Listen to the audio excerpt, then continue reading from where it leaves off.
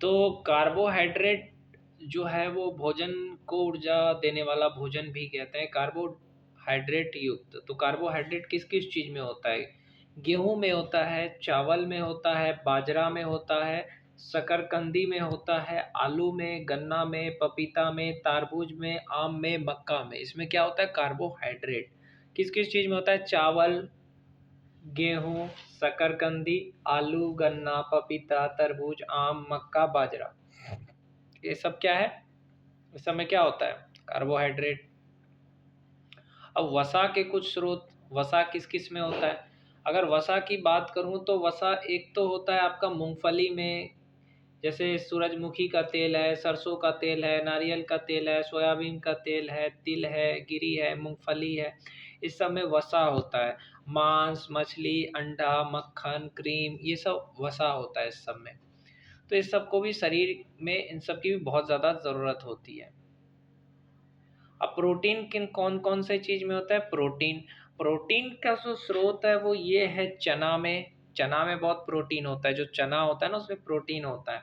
मूंग में, तुअर दाल में, राजमा में, सोयाबीन में, मटर में, इसमें प्रोटीन बहुत होता है।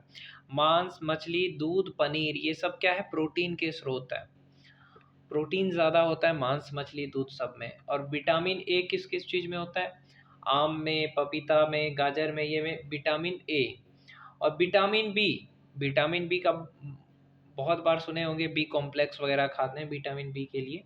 तो विटामिन बी गेहूं में, यकृति में, चावल में, यानी विटामिन बी गेहूं और चावल में होता है। जितना ज़्यादा गेहूं यानी रोटी खाओगे, जितना ज़्यादा चावल खाओगे, उतना विटामिन बी शरीर में जो खून की कमी है, थकान महसूस होता है, वो सब दूर करेगा विटामिन बी।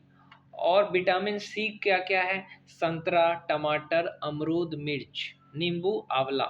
संतरा, टमाटर सब में क्या है? मिर्च, अमरूद में, नींबू में, आंवला में विटामिन सी है। और विटामिन डी, दूध, मक्खन, मछली, अंडे, इसमें विटामिन डी भी होता है। तो पता चला आपको।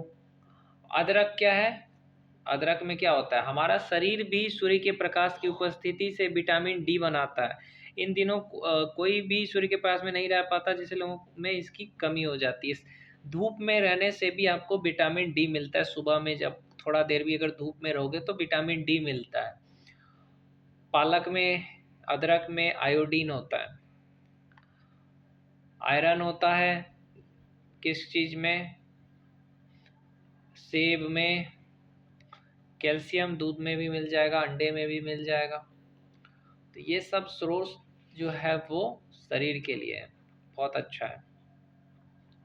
तो विटामिन ए के कारण क्या होता है? विटामिन ए, अगर तुम्हारे शरीर में विटामिन ए की कमी है तो कमज़ोर रहोगे, दृष्टि अंधेरे रात में कम दिखाई देगा, कभी कभी पूरी तरह से दिखाई देना बंद हो जाएगा। इसलिए विटामिन ए का कमी दूर करने के लिए मैंने जो जो आपको कहा वो सब खाना है आपको। विटामिन बी वन, दुर्बल पेशियां, काम करने की ऊर्जा में कमी आएगा बी। विटामिन सी में मसूड़ों से खून निकलेगा। विटामिन डी में अस्थियां मुलायम होकर मुड़ जाती है। कैल्शियम के कारण कमज़ोर हो जाती है हड्डियां। आयोडीन के कारण मानसिक विकलांगता आ जाती है। लोहे के कारण आयरन नहीं होगा तो कमज़ोरी होगा शरीर में। तो ये सब ध्यान रखना है, जो जो कहा वो सब खाइए। तो आपका क्या है कि आपका शरीर फिट रहेगा,